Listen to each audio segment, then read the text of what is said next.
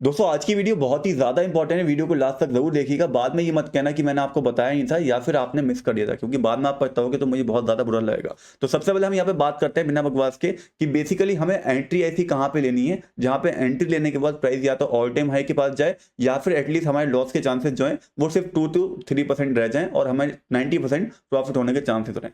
तो वो एंट्री जो रहेगी आपकी, जो मिड टर्म और लॉन्ग टर्म के हिसाब से एंट्री रहेगी, वो रहेगी तब जब प्राइस जो है यहाँ पे जो फॉलिंग वेज बन रहा है इसको ब्रेकआउट कर देता है। अब भैया फॉलिंग वेज क्या होता है? फॉलिंग वेज एक चार्ट पैटर्न होता है जो डाउन ट्रेंड के अंदर बनता हुआ हमें दिखता है, एंड ये बेसिकली एक बुलिश पैटर्न होता है जहाँ पे प्राइस लोअर लो और हायर लो लगाता है कुछ इस तरीके से, यानी कि प्राइस ऊपर जाता है फिर नीचे आता है और फिर जब दोबारा टॉप लगाता है वो पहले वाले टॉप से नीचे होता है, ऐसे ही वो तीसरा टॉप लगाता है। तो ये बेसिकली एक बुलिश पैटर्न होता है जो हमें डाउन ट्रेंड के अंदर देखने को मिलता है, एंड सेम पैटर्न हमें बिटकॉइन के अंदर डेली चार्ट के अंदर और यहाँ पे वीकली चार्ट के अंदर देखने को मिल रहा है। एंड वीकली चार्ट के अंदर बिल्कुल ये क्लियर हमें देखने को यहाँ पे मिल रहा है। अब ये अगर ऊपर की साइड ब्रेकआउट होता है तो ये पैटर्न जो है बुलिश कहलाएगा। मतलब अभी ये पैटर्न तो बन रहा है, लेकिन एंट्री कब ली जाती है? जब पैटर्न कोई भी ब्रेकआउट करे, यानी कि जब ये ऊपर की साइड ट्रेंड लाइन को ब्रेकआउट करेगा ब्लैक वाली, तो हमारी एंट्री बनेगी। तो पहली चीज क्या हो गई, अगर आपको एक सेफ एंट्री लेनी है तो आप कब एंट्री लोगे? जब ये जो पैटर्न यहाँ पे बना हुआ है, जो फॉलिंग वेज बना हुआ है, ये अगर ऊपर की साइड ब्रेकआउट करता है लगभग $37,500 के ऊपर। वीकली चार्ट हम देख रहे हैं तो वीकली कैंडल की हम बात कर रहे हैं। अगर इसके ऊपर वीकली कैंडल बनाता है अभी को देखते हुए या फिर ऊपर वाली ट्रेंड लाइन के ऊपर जाके ये वीकली कैंडल क्लोजिंग करता है, तो हमारे लिए एक एंट्री बनेगी। इसके लिए भी एक कंडीशन अब रहेगी, आपको देखना पड़ेगा कि वीकली कैंडल एक तो इसके ऊपर बना है, पहली कंडीशन। दूसरी कंडीशन कि प्राइस जो है, मतलब ईएमए जो हमारा बेसिकली एक और इंडिकेशन हमें चाहिए होता है साथ में एंट्री के लिए। तो ईएमए जो हमारा है डेली चार्ट के अंदर या 4 आवर चार्ट के अंदर, जो हमारा 9 ईएमए है, जो ब्लैक लाइन आपको दिख रही है, वो यहाँ पे 21 और 51 ईएमए को ऊपर की साइड क्रॉस ओवर कर रहा हो, या तो 4 आवर चार्ट में कर रहा हो या फिर कर रहा हो यहाँ पे हमारा डेली चार्ट के अंदर, दोनों में ही चल जाएगा। तो ये दो कंडीशन रहेंगी जहाँ पे एक परफेक्ट एंट्री बनेगी, और मैं पर्सनली भी वहाँ पे एंट्री लूंगा, क्योंकि उसके बाद कंफर्मेशन में मिल जाएगी कि प्राइस का मूवमेंट जो है अब ट्रेंड चेंज होने वाला है और ऊपर की साइड प्राइस यहाँ पे जाने वाला है और बेयर मार्केट का यहाँ से एंड होने वाला है। तो पहली एंट्री आपको उम्मीद करता हूँ यहाँ पे समझ में आई होगी, जो सबसे सेफ एंट्री यहाँ पे रहने वाली है, जो बियर मार्केट को यहाँ पे खत्म करती हुई ऊपर निकलेगी। अब ये एंट्री कब आएगी डेफिनेटली किसी को नहीं पता, क्योंकि प्राइस अभी यहाँ पे बिल्कुल एक नीचे वाली ट्रेंड लाइन पे, अगर ये नीचे की साइड ब्रेकआउट कर दिया तो ये पैटर्न यहाँ पे फेल हो जाएगा। तो यहाँ पे हमें वेट करना पड़ेगा जब ये ऊपर की साइड ब्रेकआउट करता है। बाकी सेम इथेरियम के अंदर भी हमें यहाँ पे देखने को मिलेगा, वही उसी तरह से पैटर्न बन रहा है, और बाकी जो फंडामेंटल कॉइन्स है उसमें भी इसी तरीके से हमें एंट्री लेनी होगी, जो हमारी सेफेस्ट एंट्री रहेगी जब बिटकॉइन ऊपर की साइड इसको अगर ब्रेकआउट करता है तो। अब यहाँ पे बात आती है कि ये तो लॉन्ग टर्म के हिसाब से हो गया कि ऐसा होगा तो हम ऐसा करेंगे, और ये कितने दिनों में कुछ किसी को नहीं पता। लेकिन अभी मार्केट के अंदर क्या चल रहा है उसके ऊपर हम कैसे रिएक्ट करें उसके बारे में हम यहाँ पे बात करते हैं। तो ये तो मैंने आपको बता दिया सेफेस्ट एंट्री कब लेनी है आपको, अगर ऐसा होता है, जो कि होने में काफी दिन लग सकते हैं, 1-2 महीने या 3 महीने मिल सकते हैं, क्योंकि हम वीकली चार्ट में इसको देख रहे थे। अब यहाँ पे अभी कंडीशन में आते हैं जो मार्केट की करंट कंडीशन चल रही है उसके ऊपर, कि यहाँ पे क्या चल रहा है। तो देखो करंट कंडीशन जो मार्केट की है, अगर हम डेली चार्ट देखेंगे तो वो ब्रेकआउट कर चुका है डेली चार्ट के अंदर, हम नीचे आ चुके हैं ऑलरेडी इस ट्रेंड लाइन के, और इसको रिटेस्ट करने जा रहे हैं। यानी कि अभी ये नहीं दिखा रहा है कि आप यहाँ पे बाय करो, उल्टा ये तो शॉर्ट एंट्री यहाँ पे दिखा रहा है, ठीक है। तो अदरवाइज हम यहाँ पे वीकली चार्ट देखें तो अभी वीकली में हमने इसको नहीं तोड़ा, बट कंडीशन ऐसी बनी हुई है कि वीकली में भी हम ये वाले नीचे वाली ट्रेंड लाइन को तोड़ सकते हैं, और वो नेगेटिव सिग्नल हमें मिल जाएगा। यहाँ पे तोड़ने के बाद कौन सा बॉटम रहेगा उसके बारे में अभी आपको बात करूंगा। पहले मैं बताता हूँ कि तोड़ने की कंडीशन यहाँ पे ज़्यादा क्यों बनी हुई है।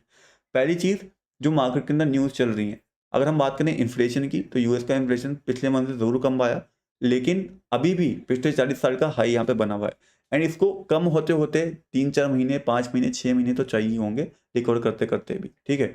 दूसरी चीज़, कोरोना वायरस के केसेस लगातार बढ़ रहे हैं, कोरोना वायरस का नया वेरिएंट भी आ गया है, एंड इंडिया के अंदर, यूएस के अंदर हर जगह के केसेस आ रहे हैं, और कई जगहों पे लॉकडाउन तक यहाँ पे लगा दिए गए कई कंट्रीज़ के अंदर, कुछ स्टेट्स के अंदर। तो ये भी एक बहुत बड़ा रीज़न है जो यहाँ पे आने वाले 1-2 महीने तक मार्केट को डाउन हो सकता है। साथ ही साथ अगर आप S&P 500 को देखोगे तो उसने ऑलरेडी इस फॉलिंग वेज को नीचे की साइड ब्रेक कर दिया है, एंड अगर वो रिकवरी नहीं कर पाता, मंडे को नहीं खोल के रिकवरी करता है, तो बिटकॉइन का वहाँ से ड्रॉप आउट आना या फिर बिटकॉइन का वीकली चार्ट में इसको तोड़ना तय है। और बिटकॉइन अगर इसको तोड़ता है तो बॉटम क्या होगा उसके बारे में हम बात करते हैं। देखो यहाँ पे करंट सिचुएशन देखते हुए बाय नहीं बन रहा है। बाय अगर यहाँ पे भी आपको करना है, क्योंकि फियर और ग्रीड 9 पे आ चुका है, जो कि एक बहुत ही दुख खबरी वाली बात होती है। 9 पे इससे पहले मैंने नहीं देखा था, पिछले लगभग इस साल के अंदर तो नहीं देखा था इसको। तो 9 पे ही आ चुका है, लेकिन 9 पे आने के बाद अगर आपको बाय करना है, उसको देखते हुए बाय करना है, तो आपको वेट करना पड़ेगा वीकली कैंडल में एक ग्रीन कैंडल या तो यहाँ पे बन गया ताकि ये सपोर्ट कंफर्म हो जाए, हमें पता चल जाए कि सपोर्ट कंफर्म हो रहा है और प्राइस जो है ऊपर वाली ट्रेंड लाइन को टेस्ट करने जाएगा, 36,700 जाएगा। तो या तो यहाँ पे ग्रीन कैंडल बन जाए वीकली में तो बाय कर सकते हो, या फिर जो यहाँ पे S&P 500 है वो एटलीस्ट यहाँ पे इसके अंदर चैनल के अंदर वापस आ जाए तो फिर आप बाय करने का देख सकते हो। तो ये दो कंडीशन रहेंगी बेसिकली अगर आपको अभी बाय करना है, कि आपको वेट करना पड़ेगा सपोर्ट कंफर्म होने का वीकली के अंदर, क्योंकि उसके चांसेस कम दिख रहे हैं सपोर्ट कंफर्म होने के जिस हिसाब से S&P 500 ब्रेक हुआ है। अब मैं S&P 500 को इतना वैल्यू क्यों दे रहा हूँ अभी आपको मैं बताऊंगा। उसको उससे समझने से पहले मैंने आपको यहाँ पे दो चीजें क्लियर कर दी। पहली कि एंटी सेफेस्ट लेनी है तो दो कंडीशन बनेंगी कि ऊपर की साइड ब्रेकआउट हो, साथ ही साथ EMA का क्रॉस ओवर हो। अगर हम देखें बाइंग के हिसाब से तो बाइंग के हिसाब से कोई भी इंडिकेशन नहीं है, ना ही यहाँ पे कोई सपोर्ट कंफर्म हुआ है, ठीक है, और ना ही EMA के अंदर ऊपर वाला क्रॉसओवर हुआ है, बल्कि ये तो उल्टा यहाँ पे ये बोल रहा है कि भैया सेल कर दो, क्योंकि यहाँ पे नेगेटिव क्रॉसओवर चल रहा है EMA के अंदर भी। आप देखोगे यहाँ पे ब्लैक लाइन ने क्रॉस करा हुआ है नीचे की साइड दोनों को। तो दोनों ही के अंदर हमें EMA के अंदर भी और पैटर्न के अंदर भी अभी कोई बाइंग का सिग्नल नहीं मिल रहा। अब यहाँ पे हम आ जाते हैं कि बॉटम क्या रह सकता है अगर ये ब्रेकआउट करता है नीचे की साइड और यहाँ पे कोई शॉर्ट ट्रेड अगर ले रहा हो तो बॉटम क्या रह सकता है बिटकॉइन का। तो बहुत ही सिंपल भाषा में आपको समझाता हूँ। जो मार्केट की सारी न्यूज़ चल रही है, कंडीशन चल रही है, जिस हिसाब से लूना वाला स्कैम वगैरह हुआ उस हिसाब से मार्केट का ट्रस्ट बहुत हटा है एक तो क्रिप्टो मार्केट से, साथ ही साथ S&P 500 गिरा हुआ चल रहा है। तो सारी चीज़ें यहाँ पे नेगेटिव हैं, जिसको देखते हुए जो बियर मार्केट का बॉटम रहता है मतलब पिछले जो सालों में रहा है वो यहाँ पे रहा है EMA के ऊपर बेस्ड। अब ये EMA वो सॉरी MA के ऊपर बेस्ड, जो कि MA है 200 मूविंग एवरेज। EMA भी आप कह सकते हो EMA के ऊपर भी रहा है, क्योंकि दोनों साथ में मैंने लगा रखे हैं तो मैं कंफ्यूज हो गया था। तो 200 मूविंग एवरेज जो था पिछले दो मेयर मार्केट में ये बॉटम रहा है यहाँ पे S&P 500 का। बॉटम का मतलब ये नहीं कि यहाँ पे तकड़ाएगा प्राइस और ऊपर चले जाएगा, यहाँ पे प्राइस आएगा थोड़ा बहुत तमेगा या फिर यहाँ पे कोरोना वाला सीजन था तो मैं उसको इतना कंपेयर नहीं कर रहा हूँ, क्योंकि उसमें सीधे ब्रेकआउट ही कर दिया था इसको, कोरोना का सीजन था तो वहाँ पे रुका नहीं था ये मार्केट।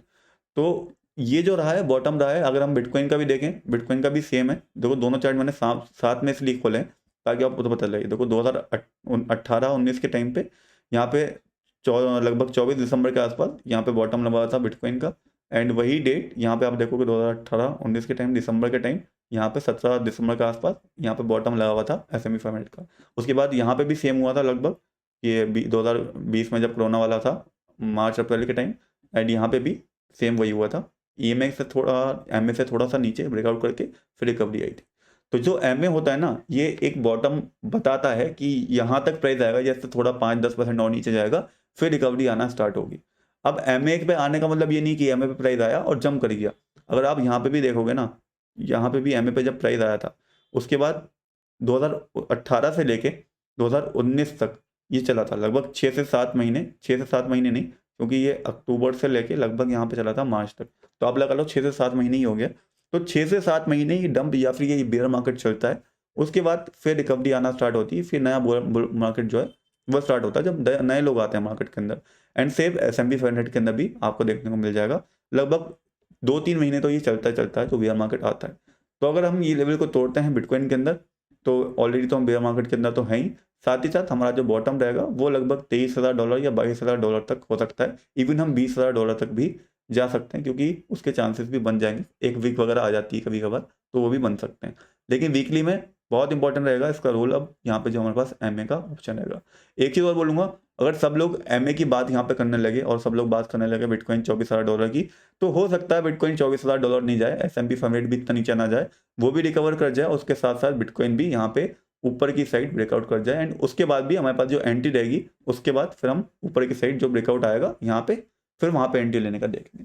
तो दोनों ही कंडीशन में आपको एंट्री बता दी है, या तो यहाँ पे ग्रीन कैंडल बन जाती है तो एंट्री, या फिर यहाँ ब्रेकआउट आ जाता है तो एंट्री, या फिर हमारा बॉटम के पास जब बिटकॉइन आ जाता है जो कि हमारा MA है तब एंट्री।